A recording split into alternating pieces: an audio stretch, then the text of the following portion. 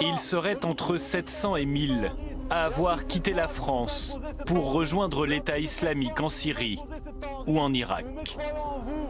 Vous nous avez opprimés, vous avez combattu notre religion, vous avez insulté notre prophète, aujourd'hui nous mécroyons en vous. Aujourd'hui, selon le gouvernement, il resterait encore 150 djihadistes français retenus dans les prisons syriennes, désormais tenues par les Kurdes. 150 individus qui embarrassent le gouvernement français. Que faire de ces hommes qui ont prêté allégeance à l'État islamique? Depuis le début de l'année, 11 d'entre eux ont déjà été condamnés à mort par le tribunal antiterroriste de Bagdad. Pour les autres restés en Syrie, la garde des Sceaux Nicole Belloubet a laissé entrevoir la possibilité d'un rapatriement afin que ces terroristes français soient jugés en France.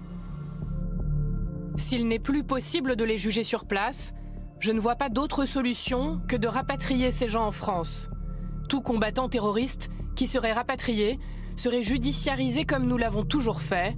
On ne peut pas prendre le risque d'une dispersion dans la nature. Être jugé en France, c'est ce que réclament les avocats et les familles des djihadistes français coincés aujourd'hui en Syrie. Après-demain, s'ouvre devant la cour d'assises de Paris le procès de 7 hommes.